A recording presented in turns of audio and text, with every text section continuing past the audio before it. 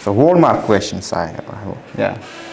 So, okay, kind of cliche question. Yeah, cliche.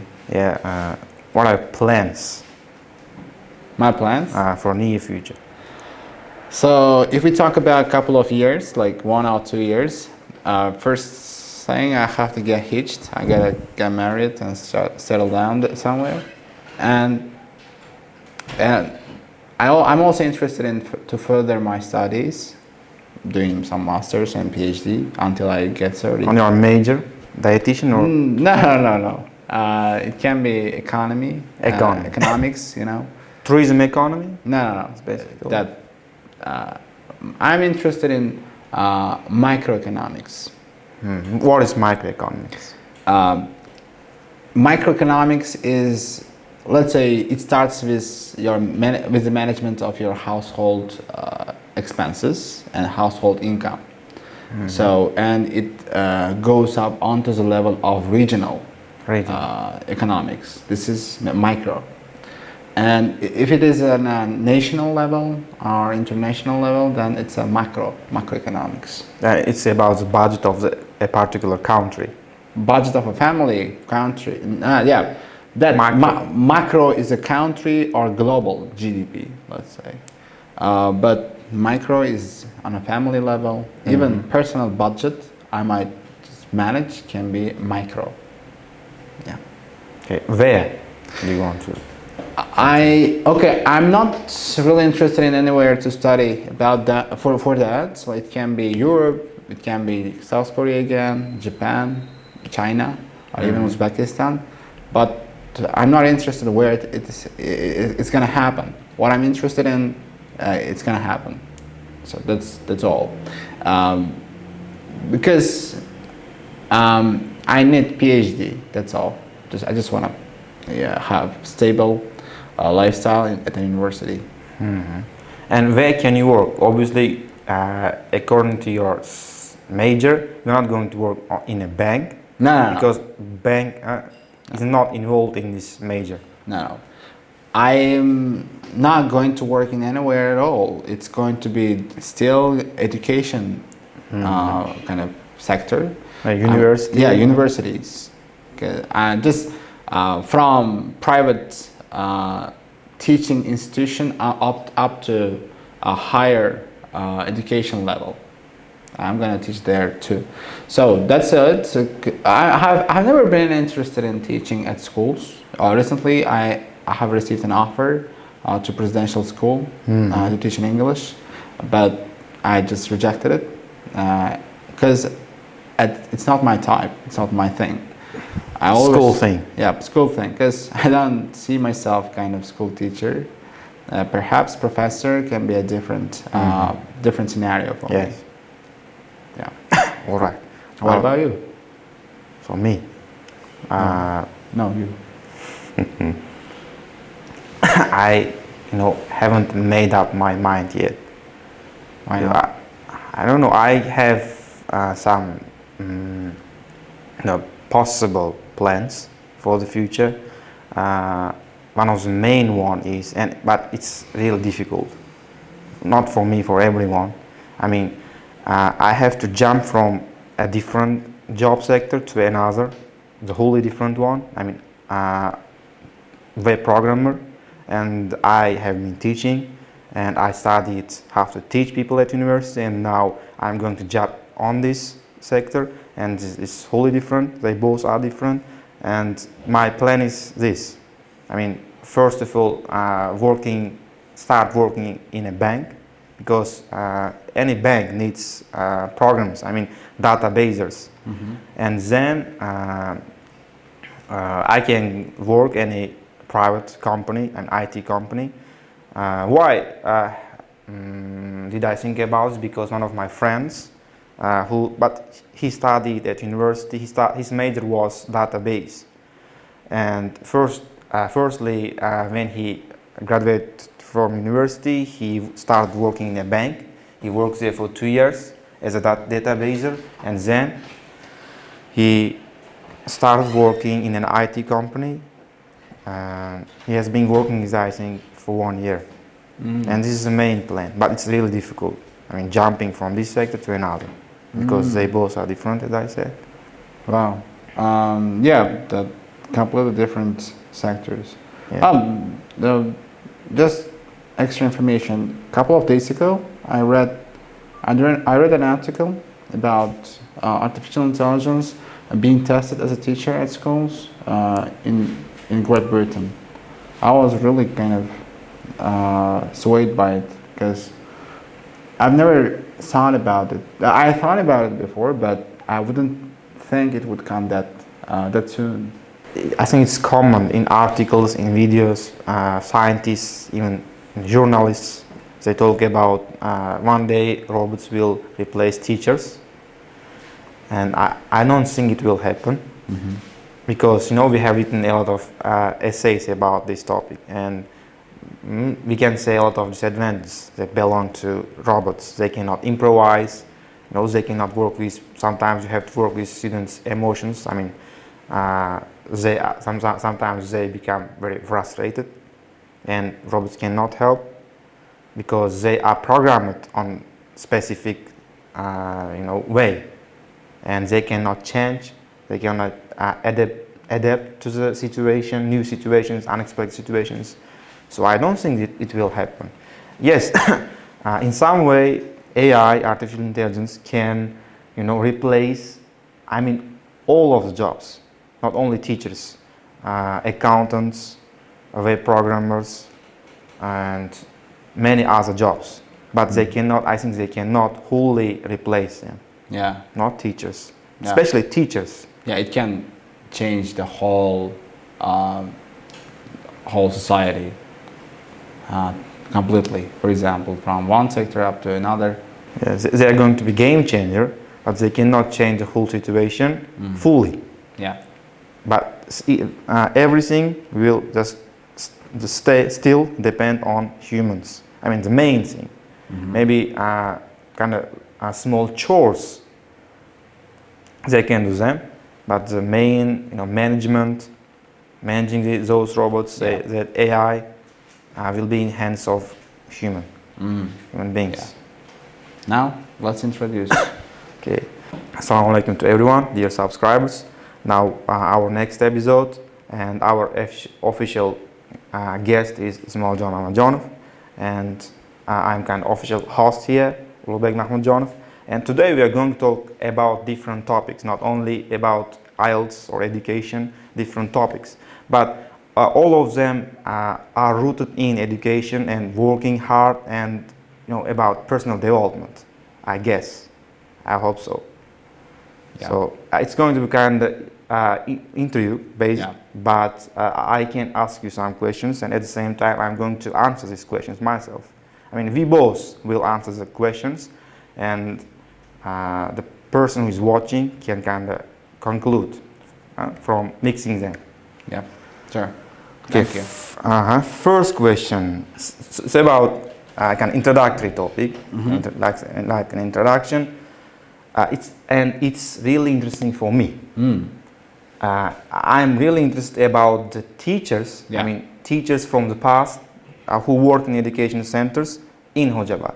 For example, at that time when you and others, first IELTS instructors, I mean English teachers in the town, in education centers started working, I was a student, and I kind of heard some rumors or information about you from your students and others, but I didn't know about you because it's kind of my major. I mean, teaching, and I hadn't started at that time, and you started teaching, and I was interested who they are.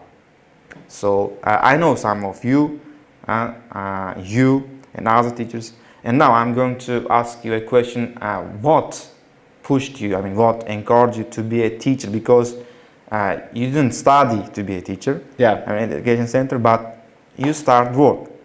Yeah, it wasn't my major. It wasn't my actually specialty. Yeah, I expected this question. I was just thinking, all right, that question might come up there. So, to start, I started teaching English when I was just studying at intermediate level. I was studying there in one of the kind of famous education centers in the At that time. in Andijan, and I was studying at an intermediate, and one of my acquaintances, one of my brothers, just kind of street brother, asked me to teach him from scratch. And we started out, it happened, it went very well, and the journey started from there. I was interested in teaching after all. I was teaching him, for a start it was around 40,000 sums for a month, 40,000, that wasn't that much too, back in that time, but it was just for an experience, not for something valuable. So I was just gaining experience with him. I taught him a couple of months, 2 or 3 months, and I got an offer from a local education center in the town. It was, and I accepted it, and I started with 5 or 6 students, and then that journey began, because I was not qualified to be an English teacher. I was not to be. I never thought even about that, but I started it, and it went quite interestingly good, well. And so obviously you had, a common start with other English teachers, and most English teachers started like you. At first they wanted kind of pocket money, and someone suddenly asked them to teach, and then it all started, and it was at home, right? And you came to an education center. Yeah, I got an offer from for one of the few education centers in the town, and I accepted the offer. It was my first class was beginners class, and I didn't know anything to teach first, but I knew a couple of books, and when I was just involved in courses when I was learning English, I wasn't only copying how my teacher kind of teaching me English. I was also copying how actually he was carrying out that teaching stuff, teaching process. As a result, that reflected on me, reflected on my classes, and still to this day, I'm mainly depend on his style. Like I do freestyle teaching because I do not punish them much, push students that much. I started quite recently. Until then, I've never really punished students. I've never done any kind of pushover over students. So, and then I quite liked the inspiration. I quite liked the experience there. I had all the kind of excitement and chemistry to continue that thing. And I still remember my first pay, first salary I got from it. It was around 400,000 sums for that day and for that era, and it was around it was around more than $50 to that. It was to that period. So yeah, I liked it. I enjoyed teaching, and I started, and I had more students. And it grew by leaps and bounds. At that time, you liked it. Yeah. And what I really want to know is your let's say love of teaching, love to the teaching staff, teaching children, teaching students. Has it decreased or increased year by year? It is like it never stands still. It sometimes it fluctuates. Yeah. That's what I can say. Sometimes it increases, sometimes it can't. It can decrease, because the main point here is not my interest. It was about my duty, because I have done multiple different jobs in my life so far, and you should have a calling, where you find yourself. And mainly I think not about that interest at all. Nowadays I think about the kind of contribution, because when I'm teaching, I think about it as a kind of contribution to society than any other kind of motivation thing involved or any other personal interests. No, but my another priority is self-improvement. While I'm teaching, I learn. I pick out articles where I can understand new concepts. That's what I'm interested. That's all. But interest is not stable. Sometimes I really hate because you get stressed out that much, and it just makes you disappointed and leave that job, leave that sphere forever. The whole thing. Yeah, the whole scenario is not that thing you wanted. So instead, you just want to start up your own company. Even I'm interested in AI or machine learning, or I'm interested in a couple of other entrepreneurial ambitions I have, and it depends. But I can't say I'm gonna leave this because it's about my contribution, not interest. The reason why I asked this question was that the same happens with me. The same has happened, and the same happens with me. Sometimes I don't like my job. I really hate it. There are several factors. Yeah. There are several factors, and sometimes I just stop it. It doesn't mean I start liking it. Yeah. It means I just stop hating it. And I don't think about whether I hate or like. Like you, I just kind of think, I'm doing some contributions, and whoever you see and whoever you tell that you are a teacher and they say it's a good job, you are doing contribution like you, and sometimes helps and sometimes it doesn't. Yeah. Now let's talk about the in my opinion the most important part of learning. And most people think movies are the most important part of learning a language. But in my opinion, not only language. You can learn history and you can learn many other things from movies. Yeah. And it's a common question. Most students have already asked, does watching movies help to improve your language learning? And yes, it can. It helps. And I'm not going to ask this question. Other than language learning, other than language acquisition, what kind of benefits do you see in watching movies? Good movies, of course. Yeah. Everything they produce has got a certain level of purpose. It can vary from movie to movie, but it serves a purpose. Yes. So when I watch a movie, first thing I get is just the language itself. But other than that, I rewatch it just to understand the concept it's going to share. Let's say if it is about, I'm now watching Game of Thrones. I watched it a couple of times before, but again I'm restarting it. Every time I watch it, I unlock new concepts. Yes.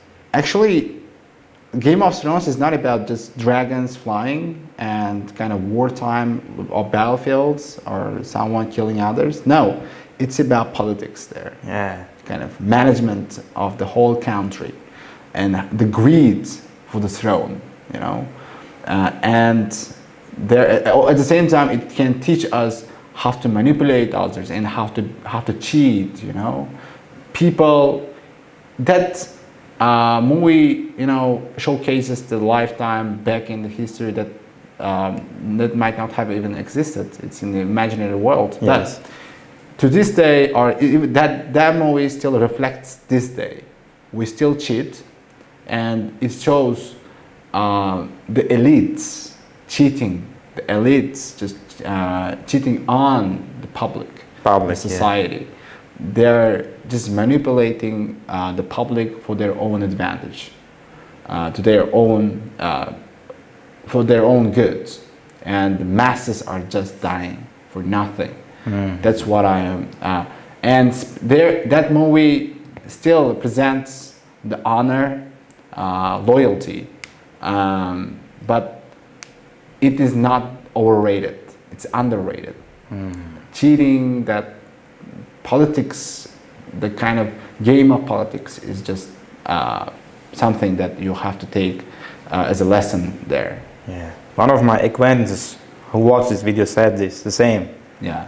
He also said that it's about politics. Yeah. And even about, I watch too much sitcoms and soap operas. I watched Heist, that kind of bank robbers went into Spain bank, and but the most profound one I have ever had in my life, two soap operas, Game of Thrones and Breaking Bad. Oh, Breaking Bad. Breaking Bad is devastating.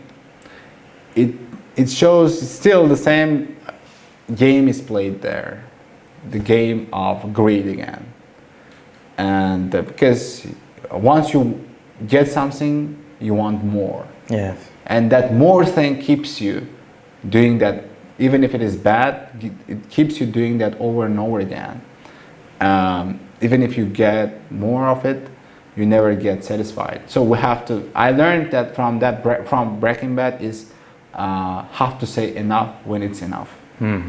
But it's human nature that you cannot say it's enough. Yeah, it's difficult. Sometimes even myself, I'm not thankful enough for things I have in my life. Yeah, everybody does. Yes. And for me, the same. I mean, there is always something hidden message. What was the most profound kind of film you have ever watched, which changed you forever, or changed you at least in some way to the perspective? Yeah, there are two. One changed my perspective to life. I mean, my job, everything, and one changed about movies. The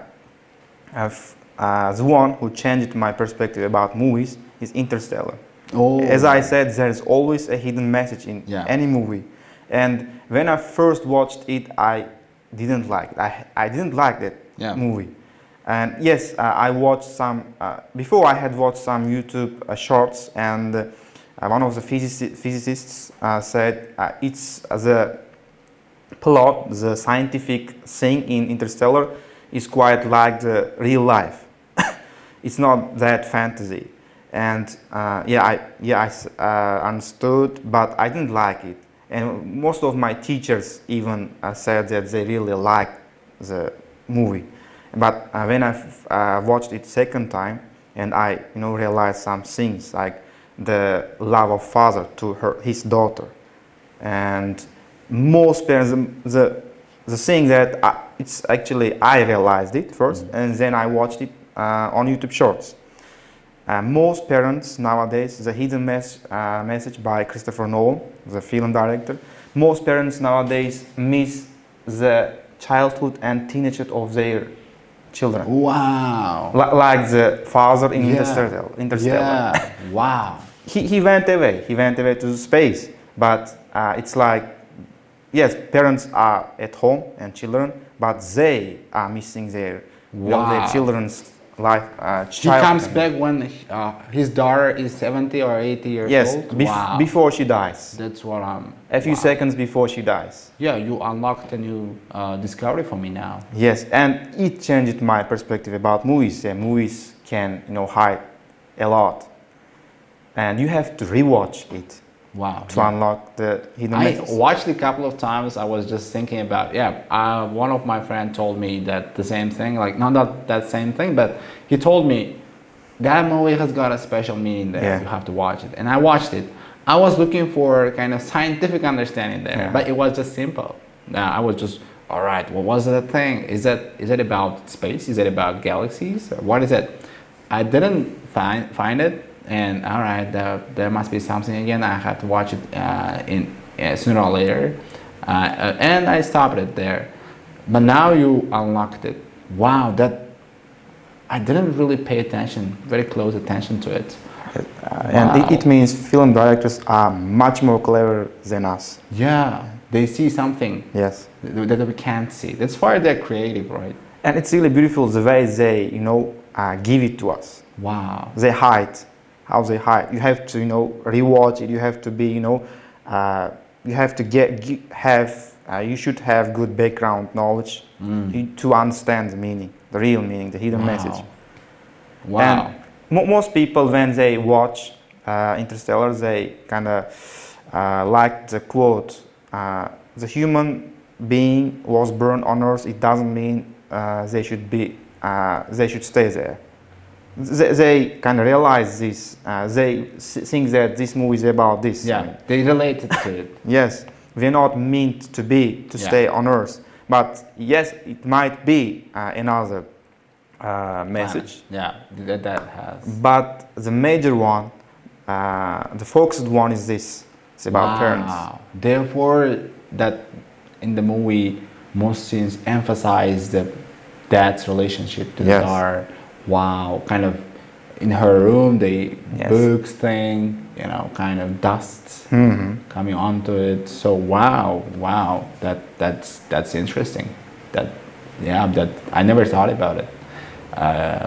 Wow, yeah. What about any other movie that has unlocked this way of concepts, understanding for you? Yes. And actually, after that, I started watching movies. You know, being more careful in a careful manner. And the movie that changed my perspective about my job. Maybe if I hadn't watched that movie, I would have already quit my job and started another one. Yeah.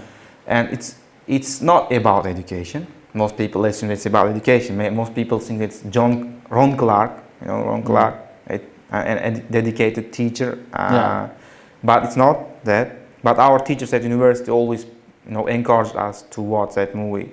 But it's Hacksaw Ridge. It's by American filmmakers. Hacksaw Ridge is about Second World War. Even Germans quit. They gave up, but Japan's didn't. On the Hacksaw Ridge, it's a geographical location, and American soldiers volunteered to go to, you know, fight against Japan's, and Japan's were clever, and they had hidden ways. Every time a new group goes there, they barely come. Very few people can come. Most people climb up the Hacksaw Ridge and they fight against Japan's and they quit. And it's about this. And the main hero is not a soldier. He's a medic combat. He's medic. And it's based on a true story. I cannot remember the hero's name, and he actually existed. And in the Second World War, he was a medic, and he helped, maybe more than 100 wounded soldiers in a battlefield. Wounded soldiers, And every time he was going to help someone, he was going to grab someone, he said, "Oh God, one more. Please God, one more." Yeah. And the same thing happened in the film. And filmmakers made it more beautiful, emotional. Wow. And it kind of changed it. You have to serve in some way. It means you're watching this video, and I don't care who you are, medic or teacher or anyone. You have to serve in a certain way. You have to serve society in a certain way. It means. Yeah. Wow. You have to be dedicated to your job, whatever your job is. You have to serve because it's it's the reason why you came. Wow. They want to give this perception. Yeah. Wow. Yeah.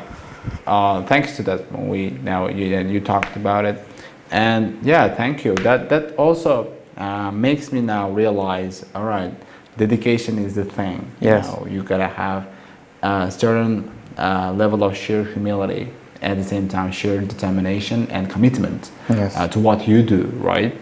So that makes you stand out from the people who are doing the same job. Wow, that's interesting. So, what about books? Books. Actually, I'm not a bookworm. Yeah, why not? I don't know. Maybe films are more interesting than books, and I think podcasts and others are more interesting because in podcasts or movies you can learn varying things. Varieties of But a things, book yeah. is also actually based on one specific topic. Yeah. I have read very few books, maybe about 20 Ah. till this time, and 90% of them is in Uzbek language, and that's the thing. I cannot say anything about books. Yeah. So- Yeah. I'm kind of Yeah. ashamed that I haven't read more books. Yeah. But anyway, everybody has got at least a book in their life that is That stands out. It etched to our kind of memory forever. What is that book? At least you had a book in your life that etched your memory forever. What is it? So when I was a student at school, I read. It's an Uzbek writer, novelist, O'tkir Hoshimov, and Tushda kechgan umrlar. Wow. And I don't know, this book I don't know, I have read 5 or 6 times. Wow. And I have listened to its audio also 5 times. I don't know, I really like the plot. Yeah. It's about a guy like us and what he experienced in his life. He went to war in Afghanistan. It was about SSSR. The book, like films, also reflected the time Uzbeks were, colonized, and they weren't considered to be, human. Yeah. The SSSR always did something to kind of reduce the number or to discriminate Uzbeks, and he, in his book, talked about 100 years from the beginning of 1900s and Up to 2000s. Yes, it's how he reflected about the guy's father. In Uzbek, it's called Pacht Ishe. And most Uzbeks were sent to prison, and then World War, and then war in Afghanistan, and they kind of discriminate every 10 years. Every 10 years, they found out something to discriminate Uzbek people or to reduce their number, to do something about them, to do something bad about them, and the book is about this. Yeah, this provokes a certain hatred. Yes. In the society towards the past era. That makes me sometimes really infuriated. I'm disappointed because that past taught a lot of things to us. That we learned our lesson. Now, I can call. We have a proud nation now. We have our proud nationalism. People still admiring their culture, at least saying we are Uzbeks. Right? Yeah, but thanks to that era, we have realized who we are, right, and who we belong, and why we have to obey to others or not. We don't have to, right? Because now we're independent, and we are no longer we are not, let's say, servants to somebody's nation. Instead, we are serving for ourselves. Speaking of the past, I'm going to move on to another question that's really interesting and common. Yeah. I mean, it's not a question, but this thing is very common, and it has always been, and it always be. And generations always compare their generation with their children's generation. Yeah. In our time, it was, but now you are, and it continues. And what is your opinion about that? I mean, older generation always blame younger generation for everything they do, even it's good or bad. And why? Why? That's all to the perspective, but I got exposed to kind of concept a couple of years ago with one of my friends who told me people enjoy their early adulthood than any other time in their lifetime. And that's their most flourishing time or flourishing period. That's why they always refer to it as the kind of blossoming periods. So for example, when they are 18s and they're growing up 25 and until 30, they can achieve a lot of things in their life, in their career, in their personal life, and in any part of their life. As a result, when they are 50, when they turn up to 70, they still reflect back on that period. That's why they always compare their whole lifetime to a particular period in their life. That's the concept everybody holds. Yes. That I got. And what I want to refer to this question was a very clear example in our families that happen a lot. Our grandparents talk about USSR periods, and when they received some kind of, daily survival necessities almost for free, and they talk about it a lot, and they enjoyed their time. Everybody was just enjoying everything. It wasn't that thing. That was not that fulfillment that back in that time. It was just that period was matching with their period of kind of flourishing period, right? Like in their 20s, 20s, they were just living that period. That's why it seemed beautiful. Yes. And nowadays they can't see it that way. But today we have all the facilities to do everything we want. We have technologies, we have all mod cons, right?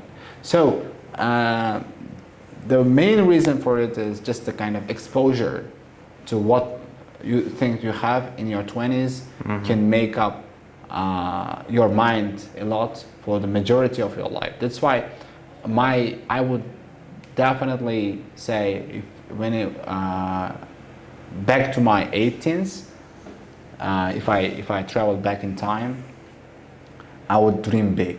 Yeah. I would learn more, and I would meet kind of high-profile people more, because they can teach you a lesson for a lifetime. One meeting, one talk, one conversation, but lifetime of turn of events. Yeah. Right? That's what I always think this way. That's why we always kind of relate it and complain about things this way. Yes. And the things that your grandparents boast about, told positively about their past, and I think it's I recently discovered for me that it's kind of the work of memory. Your memory for good, your memory mostly remembers the positives of something. For example, when I was a student, we were sent. I'm not saying we went. We were sent to pick cotton at that period. All students were sent, and the life was difficult. The life used to be difficult. Everything, water, food. You have to work hard to pick the normal, standard normal, way of cotton, and I don't know. 70% of things happened that time were bad, but now, if I remember about that time, my memory only gives me the positives. The time I kind of watched sunset in the village, and it's like this. Your grandparents, when they talk about past, their memory gives them maybe the positives. Yeah. They might have been bad things, but I don't know, maybe they don't want to remember, or their memory doesn't want to remember. Yeah. And it's about the story. Yes. It's like story. And this comparing thing, it always happens. And what I don't like about comparing two generations is they blame, for example, older generations blame you for everything, only you, not your friend, not the technology, not the other people or other things. that might be related to your fault. They only blame you. And I don't think so. We shouldn't blame. For example, maybe technologies have made us lazy. Technologies have made us weaker. It's not our own fault.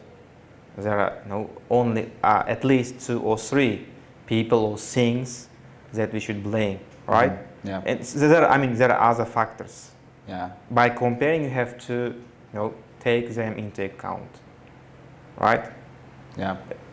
As I am a teacher, I always see older teachers who are 40, 50, as they compare children, students, with their generation. And I sometimes do that. And while I am doing that, I think that there are more things that I have to take into account. Yeah. Not only them and us. That's Yeah. why I always have a thought about this comparing generations thing. Yeah, even if we compare, it has to happen with some level of objectivity. Yes. Not that subjectivity. Yeah. And then it can be a little bit more kind of acceptable, and everybody can learn from it. Yes. So that was about the comparing thing between generations. Yeah. And we cannot say it's bad, and at the same time we cannot say it's good.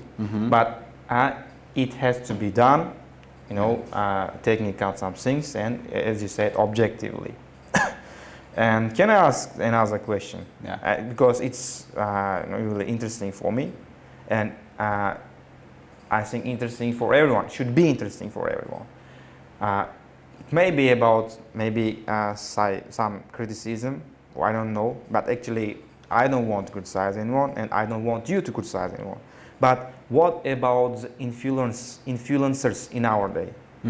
I mean, influencers. Influencers.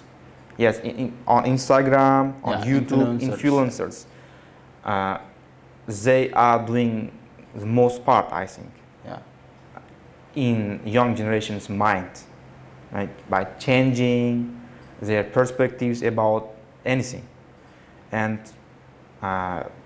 from gender gap up to politics. Yes, everything, even what to wear. Minor things, yes, what to wear, how to answer some questions. Yeah. And you should think about this. You shouldn't think about this. Yeah. And I don't know. I sometimes don't like the influencers when something gets wrong. Yeah. Something go wrong. And what is your opinion about influencers? How they should be? I mean, yes, how they should be.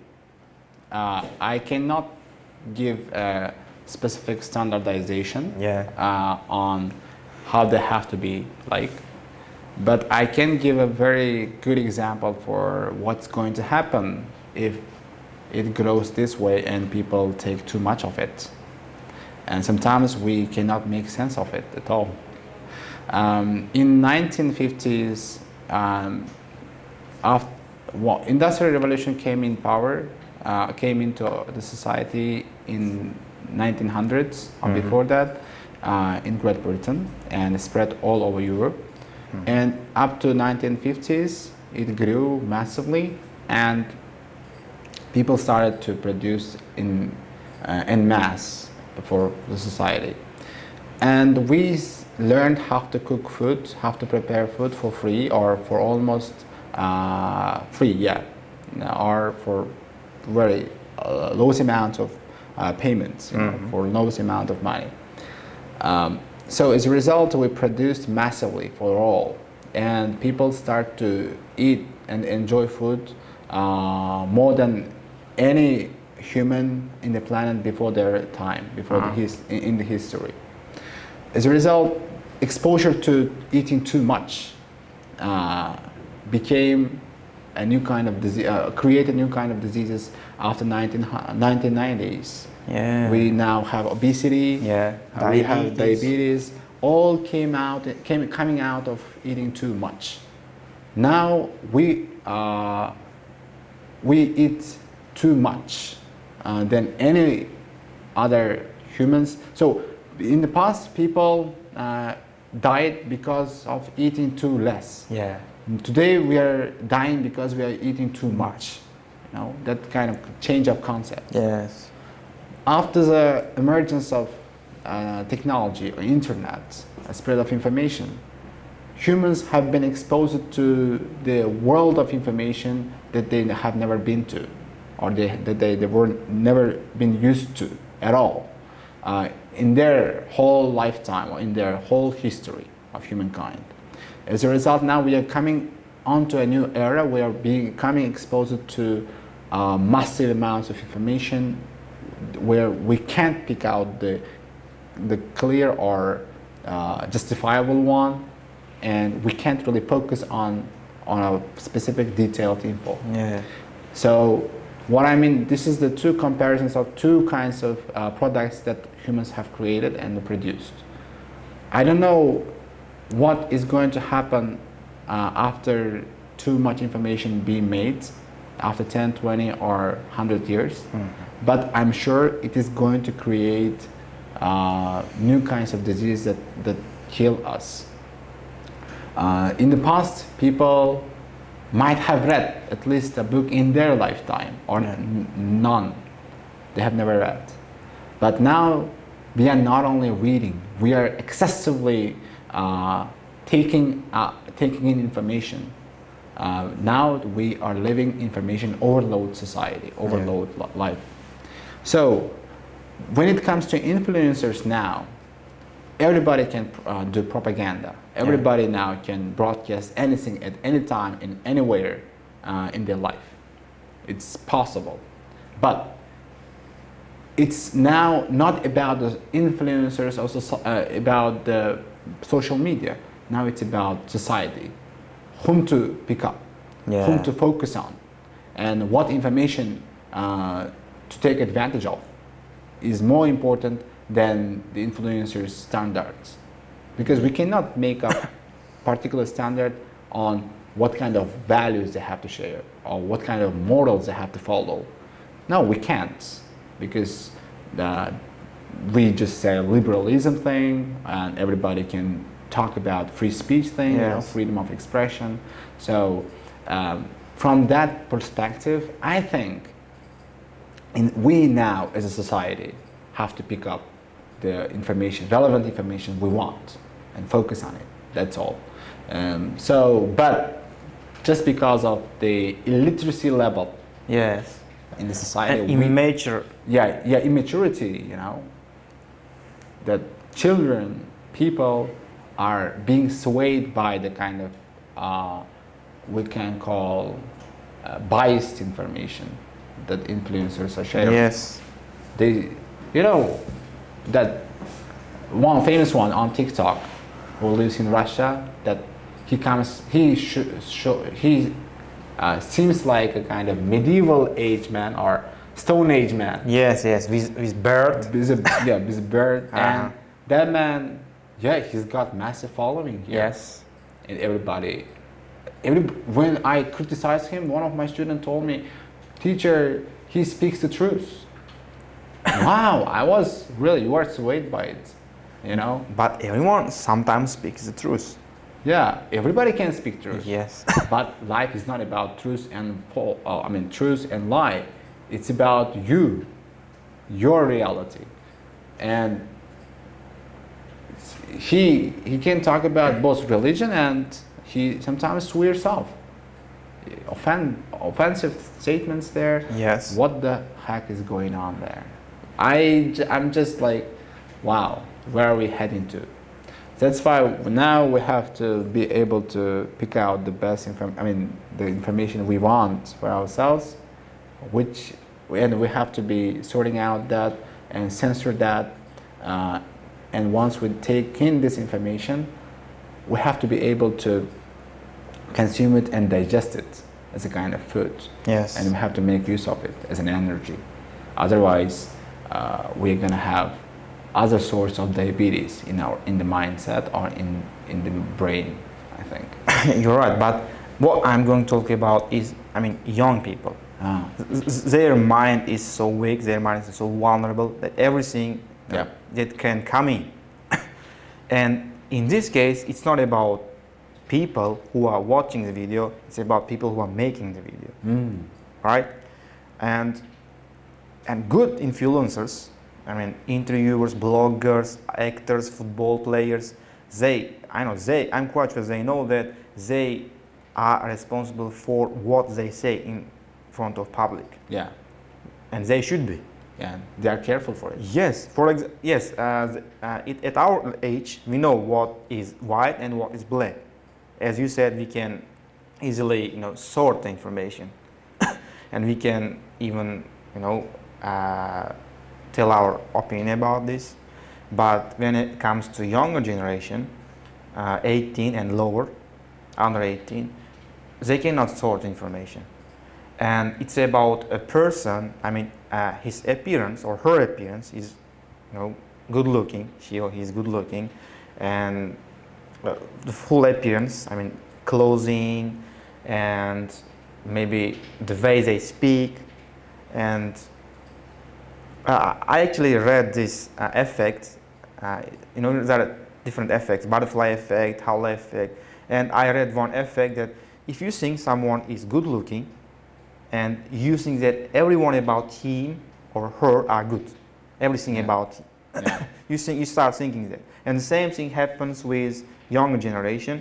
And for example, I'm going to make it clear to the public. Me, and I'm a teacher, and this is my appearance. And there is someone who is, let's say, 20 or 23, and he's good looking. Yes, his clothes are fashionable. And more people listen to him, and they don't know about his background, his knowledge, and maybe religion. Yeah. But they listen to him, not me. And I'm not envying of him. Okay, it's okay. I'm not jealous, but he should be careful about what he has to say, what he says, right? That's why I'm asking this question about influencers, because I have witnessed so many cases that when I say something to pupils, they are saying what they said. Yeah. Against me.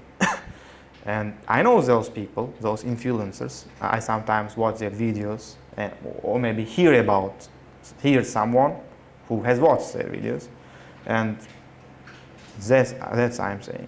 Yeah. They have to be careful what they are saying, or there is some kind of society, some kind of organization or campaign.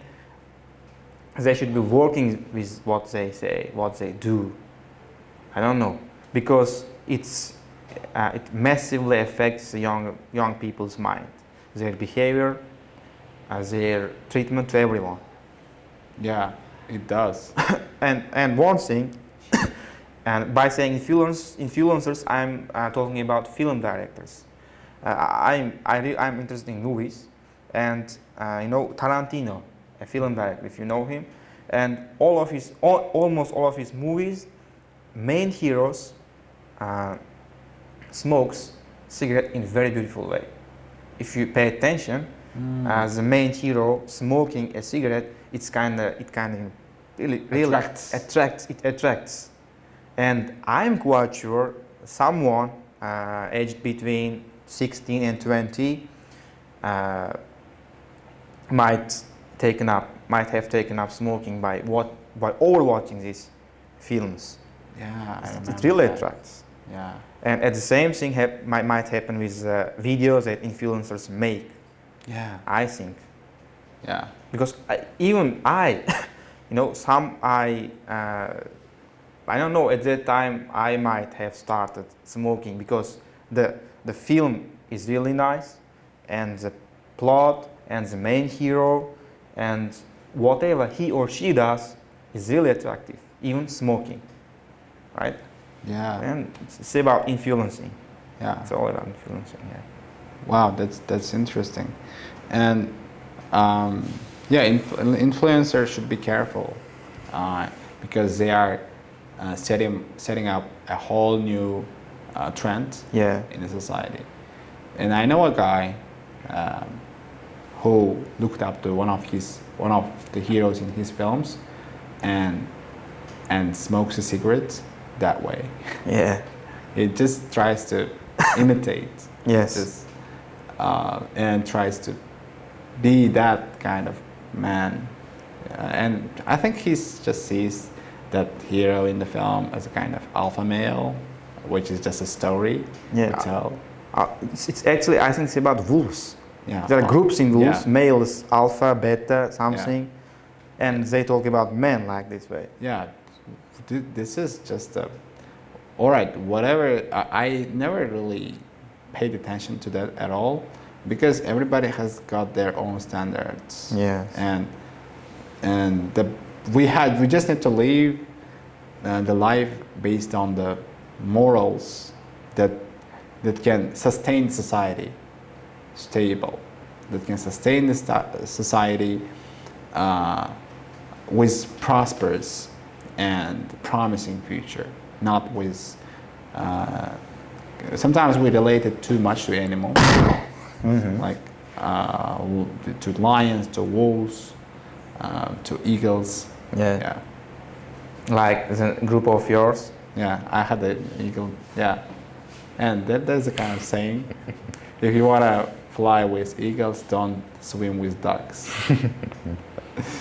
Yeah. So after all, I don't care what he or she does, and I don't care what he or she follows, what kind of influence he or she follows. But I don't care as long as what he or she does doesn't affect the society, because I am a part of society, and my children will be a part of society, and it shouldn't affect them. I don't care. I don't want to criticize. I don't want to talk about the influencer or someone who is following him or her, but it shouldn't affect the society. Yeah. Right? Because we are society, and we have to live in society beautifully. Yeah. We gotta become at least a role model. And I'm really interested in, knowing your opinion about that K-pop, because I hate it. Yeah. Today, the first thing I wanted to do in this podcast was, Asking about criticizing K-pop. I mean the boys, and I'm just going to ask, because BTS. you have been in Korea, right? Yeah, I've been. And maybe you think differently from me about this. No. Also. I hate that too. No, I don't hate K-pop. Okay, it's okay in some way, because when we say K-pop, we are talking about the whole pop culture. Yeah. In Korea, there are some very good singers, as we have in Uzbekistan. Yes, they are talented. Very good, talented singers who sing the songs that society can follow. For example, myself, I listen to some Korean singers Songs. like Tara, and that was Davichi. I like Hon Jin-young. For example, I listen to a couple of Korean singers, but when it comes to specifically speaking, Blackpink or BTS that our generation, our kind of children obsessed with. Yes. I do not really advise that. And even, at least 50% of my students want to go to Korea. Yes. And Just because of the culture. because of the culture, because of the singers, that boys, Yeah, that BTS. And they think the life in Korea happens almost the same as the movies they watched. Yeah. This is not. It's gonna be a horrible experience in the first place, because they're just dreaming. That's all. That's just a dream, But you have to be a little bit more down to earth when you are thinking about going abroad. They are being over optimistic about. Yeah, they are over optimistic. Yeah, they overrate just the culture itself. But culture, they have never been exposed to any other culture than theirs. That's where the problem lies. And culture doesn't mean the society is the same, right? Yeah. The people. Yeah, and movies and the K-pop, the K-drama, they say dorama. I don't know, dorama, drama, whatever. I just say K-drama because Koreans say the same thing.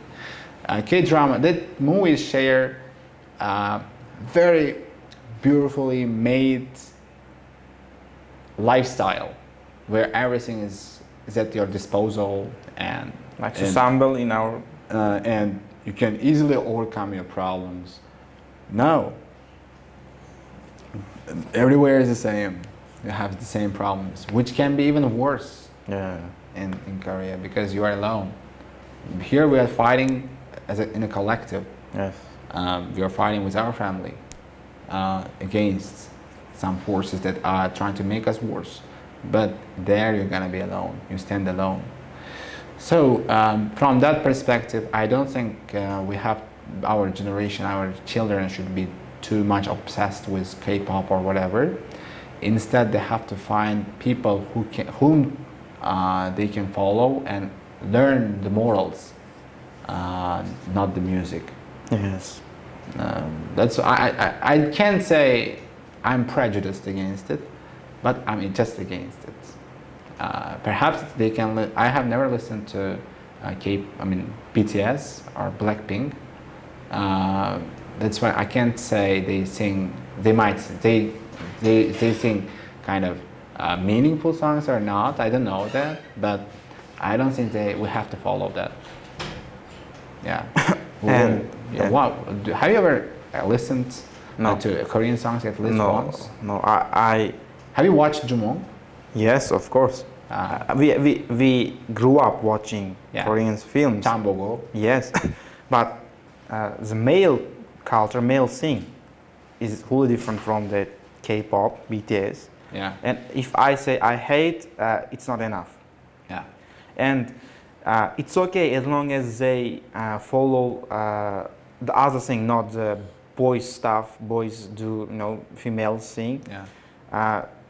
One of the rappers in Uzbekistan said that, and I agree with him.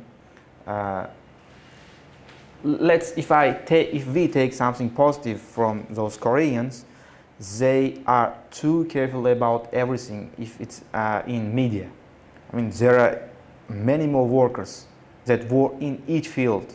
They are very careful with their work, and we have to learn it. And he said that only 4 singers, let's say in a group 4 singers, but maybe 200 employees there. They work in different sections, in different fields, and they are very careful, and that's why their popularity is increasing day by day. Yeah. It's good, yes. If you want to do something, yeah, you should be that careful. You should be that attached to what you are doing. And yes, we can learn it. But the other things, perfume, male's perfume, we don't have to. And when a couple of days ago with my students at school, we talked about culture shock, and one of them said that in Korea, it is normal for males to wear makeup. But in our culture, it's not. And I hope it won't be normal in our society after 100 years. But they are, as you said, obsessed with everything. If you are obsessed with something, you can admit you cannot think negatively about him or her. Yeah. Whatever he or she does, even if it's bad, you accept. Yeah. And this is bad. It's possible. Yeah. I was literally I'm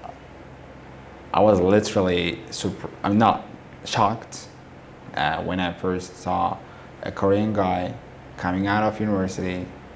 We just crossing the street. Uh-huh. He was just a passerby. We were coming just opposite to each other. He was just wearing lipsticks. He was making makeup for his lips. I was just wow. I almost fell down. There was a boy wearing just suits. The normal Korean boy doing that thing. Yeah. I started to hate, and I used to have a couple of friends, Korean friends, and yeah, this is just life happens to you. My friends, Korean friends, also hated that thing. You are surrounded with people like yourself, right? And those Koreans themselves just hated their society too, their culture, their eating habits, so this happens when we sometimes I talk about the positive aspects of the life in Korea too much, perhaps to my students, but there are more problems lying ahead than any other positives that can come with it. So we have to be very careful with it. So instead, when we are going abroad, before any child goes there or learns any other culture, first of all, that's why we have to teach our moral values first. We have to lay the foundation first, and then it's gonna be a little bit more easier for us to let them free, and let them let them get exposed to the kind of information they get from the internet. Yes, and what I'm going to say is that I'm not saying, after all, I'm not saying you shouldn't watch K-pop, you shouldn't follow it, but there should be a balance, right? Yeah. It should be balance. Yeah. That's what I'm going to say. Overexposure. Overexposure is always bad. Yeah. And for example, I also listen to some songs. I also listen to some singers' songs, but those singers are not that, they cannot be a role model, especially in our culture. But their songs, that's different. Yeah, they reflect the kind of meaning, right? Yes, I enjoy listening to their songs, but I'm not overexposed. I just love their songs. I just listen, but I'm not, taking their photos. I'm not going to take notebooks with their photos. I'm not going to. That thing. Yeah. I think this is overexposure. Everything about K-pop, everything, BTS, everything. Your books on your notebook, your phone background, and I think it's not that good. But listen to their song, maybe their dance, maybe what they wear for females. It's okay. Yeah, that's right. Those were my questions that I prepared for today. If you have any, anything to discuss or. Yeah, let's talk about the future of the society a little bit. Future of society. So where are we heading to? What do you think? So I cannot be optimistic about that. Maybe because of I'm not that aware, or maybe I'm too aware. I don't know. Yeah. None of this. But anyway, I'm not that optimistic because, as I said, influencers, right? And as everyone says, corrupt. And I think the biggest problem is the way we think, maybe. Our views about everything. They are different. Maybe most of them are negatively different. So I cannot see actually the bright future. And now that reminds me of the word that I listened to podcast about Brazil. Brazil is a unique country. Brazil has proud history and beautiful future. It doesn't have now. Oh, yeah. And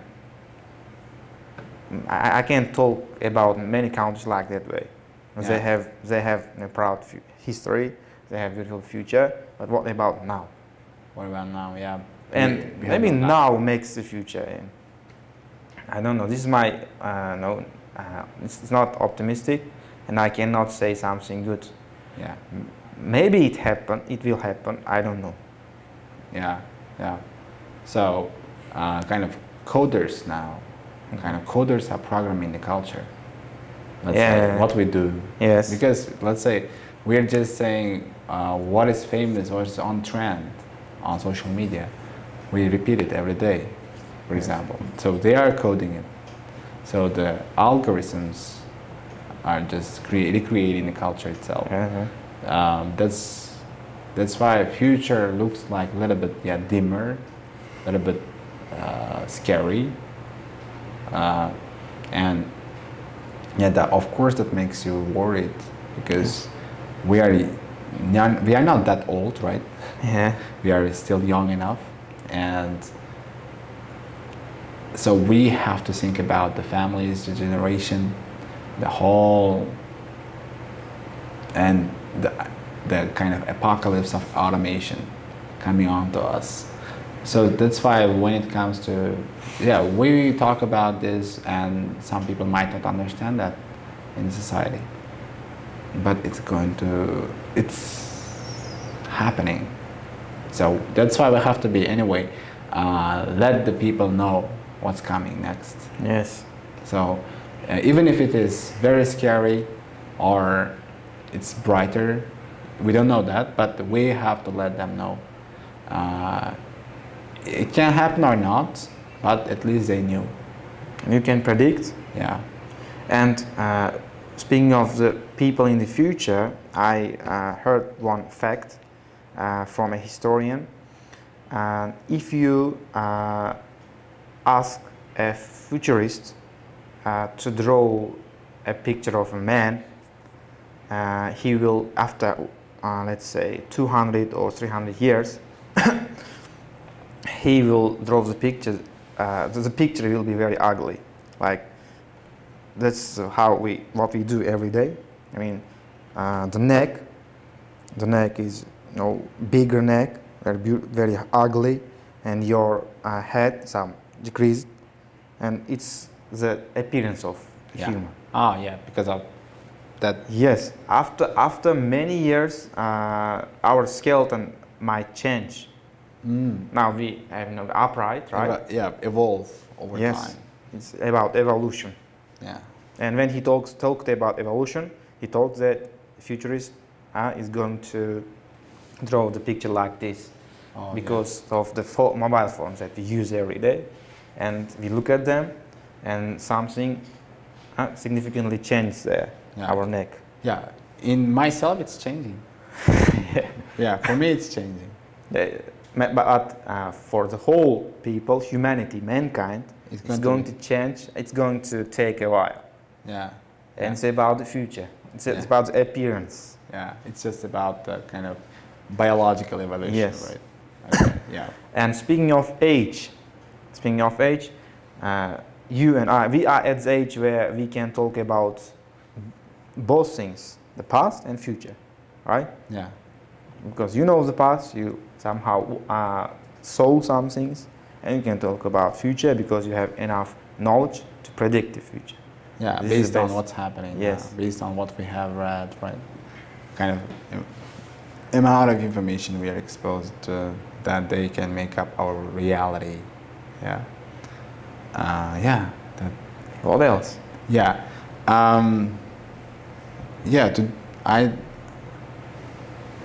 We are still, we gotta see it in our own eyes. Future, it's holding something, but anyway, that's what question makes the people a little bit worried. But anyway, we'll see. Yes. Yeah, that's all. Let time show. Yeah. Let it show. Yeah. Thank you. Thank you.